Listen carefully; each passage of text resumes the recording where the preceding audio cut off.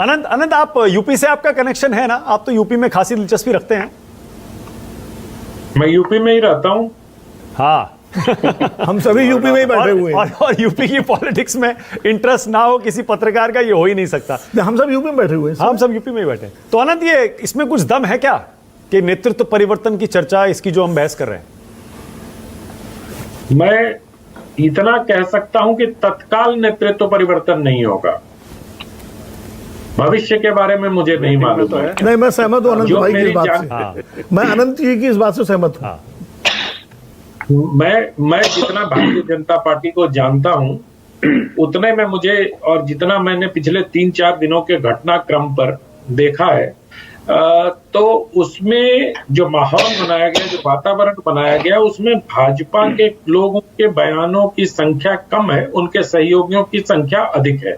अभी भी इस पैनल पे बैठे लोगों ने जो उदाहरण दिए, उसमें भारतीय जनता पार्टी के 1 या 2 विधायक का दिए, बाकी अनुप्रिया पटेल से लेके राजभर से लेके तमाम लोगों की बातें कही गई। तो मुझे एक तो लगता है कि बाबा को अभी हाल फिलहाल तत्काल उन पर कोई संकट नहीं है। दूसरी बात, आप लोग बड़े कयास लगा रहे थे और बड़े अच्छे, और क्या भाटी साहब ने भी बड़ा अच्छा बोला केशव प्रसाद मौर्य जी के बारे में। तो केशव जी ने तो अपना पत्ता खुद ही बैठक में काट दिया मानक। उस बैठक में उन्होंने कहा कि महाभारत में सब होते हैं, कौरव पांडव भी होते हैं और केशव भी होता है। तो महाभारत में केशव तो हमेशा सारथी की ही भूमिका में रहा, शासक तो कभी हुआ नहीं। तो अब उनके ही अगर हम बयानों की व्याख्या करने के लिए यहाँ बैठे हैं, तो केशव जी ने तो अपने बारे में स्वयं कह दिया कि भैया वो रथ चलाने वाले की भूमिका में होंगे अगर कोई महाभारत जैसी स्थिति है। तो एक बात तो स्पष्ट हो गई कि वो रेस से बाहर है, अगर कोई रेस है तो। दूसरा, मुझे लगता है कि अभी जो हम लोग ये बात कर रहे हैं कि नड्डा जी से मिलेंगे, क्या नड्डा जी ने समय दे दिया केशव जी को? इसको थोड़ा जांचना चाहिए, क्योंकि लोकसभा चुनाव के बाद मेरी जानकारी के हिसाब से केशव प्रसाद मौर्य 10 दिन तक दिल्ली में रहे थे और 10 दिन तक मतलब बहुत प्रयास किया उन्होंने लोगों से मिलने का। संभवतः वो चुनाव परिणाम की वजह से या जिस भी वजह से उनको किसी भी बड़े नेता से वक्त मिलने का वक्त नहीं मिला, ऐसा अखबारों में छपा और लोगों ने बातचीत की कि काफी प्रयास करने के बाद भी उनको समय नहीं मिला था। तो ये एक देखना पड़ेगा कि जो हम चीजें कह रहे हैं, दिल्ली आने में नड्डा जी से मिल रहे हैं शाम को, ये राकेश त्रिपाठी जी बेहतर बता पाएंगे कि नड्डा जी ने उनको समय दे दिया है या नहीं दिया है अभी। क्योंकि अगर समय नहीं दिया है तो सारी बातें खत्म हो जाती हैं, उनका दिल्ली आना और उनका ये करना। लेकिन हाँ, इतना ठीक है कि भारतीय जनता पार्टी में जिसको हम लोग कह रहे हैं कि कुछ गड़बड़ चल रहा है, भारतीय जनता पार्टी में कुछ ना कुछ तो हो रहा है। कुछ वो चाहे मंथन के लेवल पे हो, चाहे जिम्मेदारी तय करने के लेवल पे हो, चाहे और भी कोई युक्ति निकाली जाए कि किस प्रकार से 10 विधानसभा जो आगामी चुनाव आ रहे हैं, सीटें 10 विधानसभा की, उस पर समाजवादी पार्टी से कैसे लोहा लिया जाए, या जो रणनीति बनाने का काम हो वो हो रहा है। लेकिन बीजेपी में कुछ तो हो रहा है। और पार्टी और संगठन, पिछले कई वर्षों से हम देख रहे थे उत्तर प्रदेश में संगठन थोड़ा नीचे चला गया था। संगठन उस प्रकार से मजबूती के साथ दिखता नहीं था। और जब भारतीय जनता पार्टी के संदर्भ में संगठन की बात करते हैं तो हमें आरएसएस को भी नहीं भूलना चाहिए, क्योंकि मोटे तौर पर संगठन का मतलब ही होता है कि जो आरएसएस के लोग भी उनके साथ जुड़े होते हैं। तो आप देखिए, जो संगठन मंत्री बंसल जी के बाद आए, उनकी वो धमक नहीं दिखी जो बंसल जी की हुआ करती थी उत्तर प्रदेश में रहते हुए। तो इस लिहाज से कहा जा सकता है कि संगठन थोड़ा नीचे चला गया था, सरकार थोड़ा ऊपर चले गए थे। योगी आदित्यनाथ की अपनी एक छवि, अपनी एक कुशल प्रशासक और कठोर प्रशासक की छवि, और ये सब चीजें मिलके और उन्होंने एक इतना तो तय है कि योगी आदित्यनाथ को कोई बैकफुट पे नहीं ले जा सकता। अच्छा, एक मिनट अनंत, मेरा अगला सवाल यही था। देखिए, आपने भी कहा और विनोद जी ने आपसे सहमति जताई कि परिवर्तन अभी नहीं होगा। मैं तो और बुनियादी सवाल पूछ रहा हूं, अरे बाबा को बदलने के लिए क्या दिल्ली अभी भी उतनी ताकतवर है, और क्या बाबा उतने कमजोर हो गए हैं कि दिल्ली चाहेगी तो बाबा को बदल देगी? बाबा इतनी आसानी से बदले जाने को तैयार होंगे? देखिए, बाबा पार्टी के अनुशासित कार्यकर्ता हैं और इसमें ताकत और न ताकत का हमें और आपको और विनोद जी को अंदाज भी नहीं लगेगा कि कौन सी ताकत कहां क्या हो गई। हो सकता है ताकत के बिना भी नेतृत्व परिवर्तन होते हुए इस देश में लोगों ने देखा है। वाईएसआर से लेके तमाम तरह के लोग कैसे बदल दिए जाते थे, किस प्रकार बड़े बड़े दिग्गज जगन्नाथ मिश्रा को बिहार में हटा दिया जाता था, उनको पता भी नहीं चलता था, है ना। प्रधानमंत्री ने एयरपोर्ट पर खड़े होकर मुख्यमंत्री और विदेश सचिव को बदल दिया, ये भी हमने देखा। लेकिन वाईएसआर को बदलने के बाद क्या हुआ था हमें वो भी याद है ना। हाँ, वो सब ठीक है, तो वो सर बदलने वाला ये सब चीजें कहां सोचता है। सवाल तो यही है कि मुझे लगता है कि जिस प्रकार से राजनीति देश में चल रही है उस प्रकार से अगर ऐसा हो तो पता नहीं, मुझे उत्तर प्रदेश की स्थितियां तो नहीं वो वाईएसआर को बदलने से मतलब है कि वाईएसआर जो चाह रहे थे वो उनको नहीं मिला था, जिसके बाद मतलब मुख्यमंत्री हटाने की बात नहीं कर रहा हूं। एयर क्रैश में डेथ हुई थी उनके बेटे की, शायद उनके बेटे की बात थे, जगनमोहन की बात, वाईएसआर सीपी उनके नेता जगनमोहन रेड्डी की बात। वो चाह रहे थे कि विरासत जो है उनके पिताजी की उनको दी जाए। सॉरी, जगन की बात कर रहा हूं मैं। जगन के साथ भी वो था तो नहीं, और जगन्नाथ मिश्रा को भी हटा दिया गया था। तो 1983 याद करिए विनोद जी आप, जगन्नाथ मिश्रा को हटा दिया गया था जबकि बहुत बहुमत था उनके पास। उसके पहले बिंदेश्वरी दुबे को हटा दिया गया था, भगवत झा को हटा दिया गया था।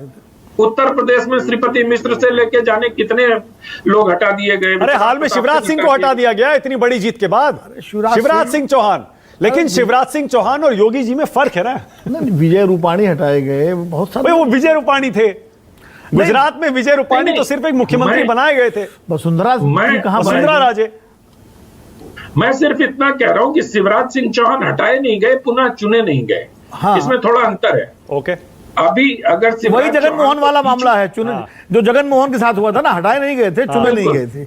वही मैं वही कह रहा हूं कि वसुंधरा जी भी हटाई नहीं गई, उनको नेता नहीं बनाया गया। तो ये सारी चीजों को देखते हुए योगी आदित्यनाथ को हटाने की तत्काल, मैं तत्काल शब्द पर बहुत इंफेसिस दे रहा हूं, कोई योजना नहीं है जहां तक मेरी जानकारी है। लेकिन उत्तर प्रदेश की राजनीति चलती रहेगी, चर्चाएं होती रहेंगी, इस तरह की बयानबाजियां भी होती रहेंगी। और अभी बहुत अच्छा, किसी ने कहा, शायद आप ही ने कहा, मुझे लगता है कि बुलडोजर बंद कर दिए गए। क्या सचमुच ऐसा हो गया क्या? मुझे नहीं लगता कि ऐसा हुआ। अभी तो कुकरेल में जो चल रहा है, कुकरेल में आज भी योगी जी का जो बयान है कि जो अवैध घर हैं उनको ढाया जाएगा। आज उनके ट्वीट अभी मैं देख रहा था, 1 घंटे पहले कह दिया नहीं ढाया जाएगा। नहीं, 1 घंटे पहले का ट्वीट पढ़िए आप। किनका ट्वीट? अभी 1 घंटे पहले का योगी जी का।